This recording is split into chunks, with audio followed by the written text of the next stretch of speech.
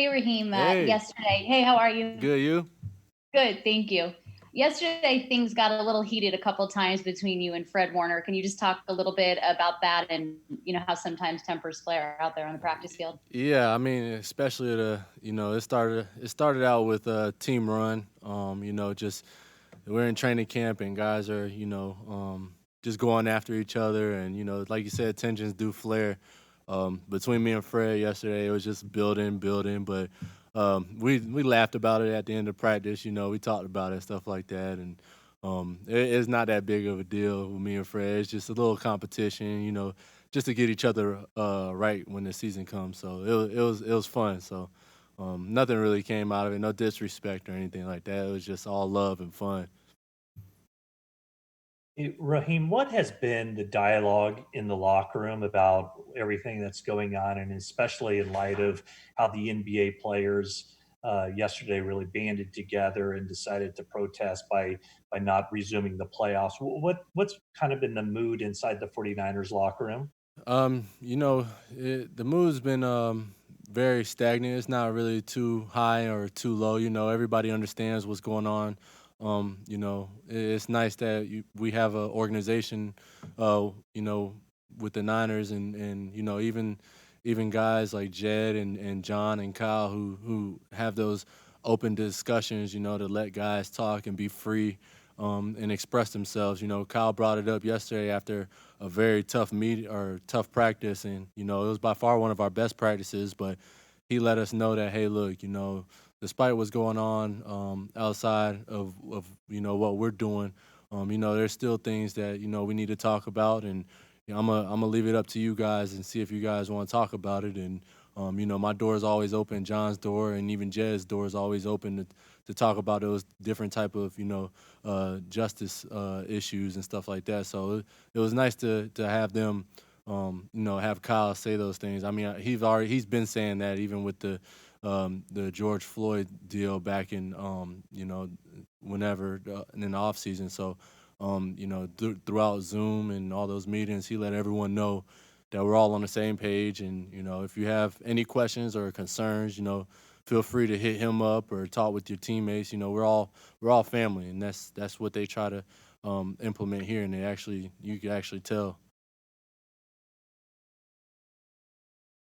Hey Raheem, when you guys are having those internal discussions and Kyle's saying, where he's going to follow your lead as players on this, how are you kind of going about the process of compartmentalizing and making sure that, when you're trying to play football, you're focused on that, but, also making sure that that's still a priority, social injustice and social issues? Yeah, that's a great question. I mean, if you just look at what's going on with the NBA and now the NHL, they just postponed their Thursday playoff games so that way, they can get a grasp on understanding the different issues that come outside of the sport. That's the same thing that we're thinking about, we're talking about, and it may not be now, but there could be a plan.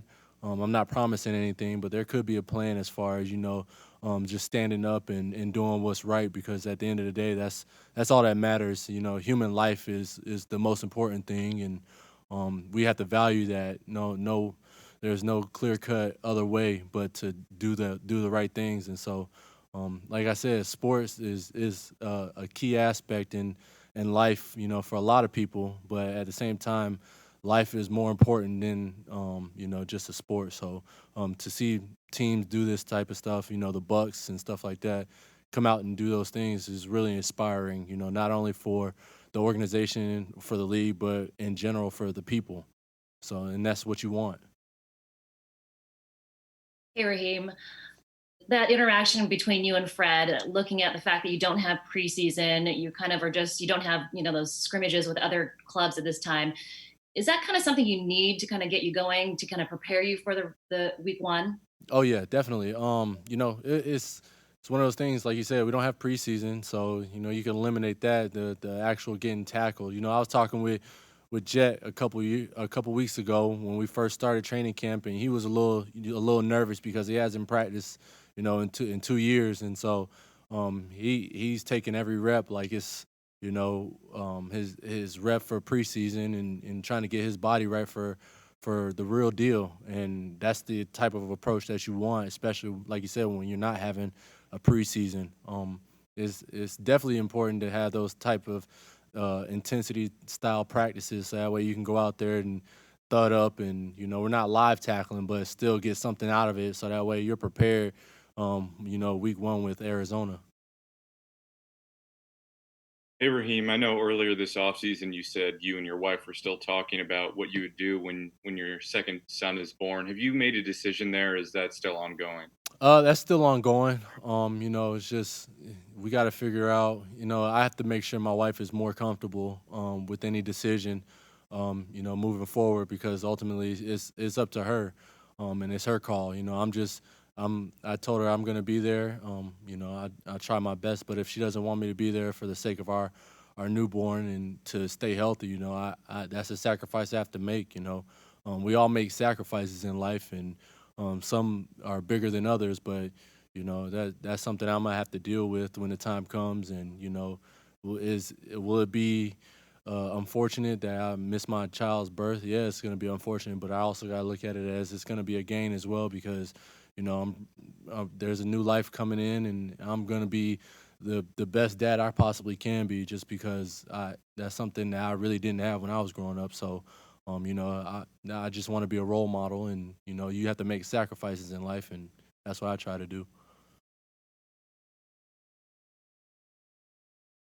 Hey, Raheem, I can't help but notice during practice whenever Trent Williams is blocking for one of your sweeps to the outside, it seems he's not even running hard, but he's way out in front of the play just because of how athletic he is. I'm wondering what was it like from your perspective as a running back to run behind Trent on one of those plays when he's just sprinting out in space and clearing the way? Yeah, that's a great question. Trent is definitely like one of the most athletic O linemen I've ever seen. Just the way he moves out there, and he gets to his blocks quick, and he makes our decisions, cutting and stuff like that, a lot easier. And like I said, it's truly a blessing having him out there. He's definitely a guy that just comes in, and he knows his role, and he's trying to just perfect his craft, and that's what you need when it comes to this offense, and in general in football. And so, like I said, I love seeing him go out there and move the way he does, because you don't really see that too from other like O linemen in the league. So he's definitely one of a kind. We'll do two more for Raheem. Raheem, the league is contemplating allowing teams to have artificial crowd noise in the stadium during games. Have you thought about that? I mean, would you rather be playing with a silent with no crowd noise, or with an artificial type of crowd noise? Honestly, I think it would be very beneficial to have the artificial crowd noise, just because you'll be in that state. I tell everyone that that's not really on the field. Hey, look, you gotta look at it like this: when the defense is on the field, and it's a home game for us, you hear those third down chants. That gets you more pumped up, because the offense is about to go out, and the defense hopefully shuts them down and 3 and out. And so you need that extra noise to boost yourself up and to get ready, to partake in plays and stuff like that. And so, yeah, it's good. It'll be nice to have the crowd noise, but then again, sometimes when you're on that field, in between those white lines, you really don't hear the crowd. Somebody could be screaming your mom's name or saying anything, to try to distract you, but you're not really listening to that. You're just so honed in on the moment, and trying to be the best person you could be the best player you could be on that field. And so it'll be tricky, man, to have that crowd noise, but at the same time, I do zone out when I'm on the field. Hey Raheem, the other day you officially reached vet day status. Got the day off. I'm curious how different maybe camp is for you now that you are kind of in a mode where you could focus more on being a running back, not doing as much other stuff. How has that maybe changed your kind of day-to-day routine during camp? That's a great question. I really honestly I don't see it like that. I guess I take it for what it is, and I still go out there and do special teams reps, and I'm still on the special teams depth chart. So it's kind of like, I still know my role, and I'm gonna do my best when my number goes out there. Anytime when my number gets called. So it's a little bit of a change. Like you said, that vet day was nice. I haven't had a vet day in 6 years, so it was the first ever, and it was nice, but. You start to think, hey, look, I get that vet day, but the next day is where I really have to worry about because I took basically two days off, of practicing, and so yesterday I was trying to get myself back into the groove of things, and I got back, but it was just, it was new to me, so, like I said, I just go out there every day, and when my number's called, and if it's at gunner or R2 on kickoff, I'm gonna do what I have to do, and play at a high level. All right. Thank you, Raheem. Thank you. Appreciate you guys.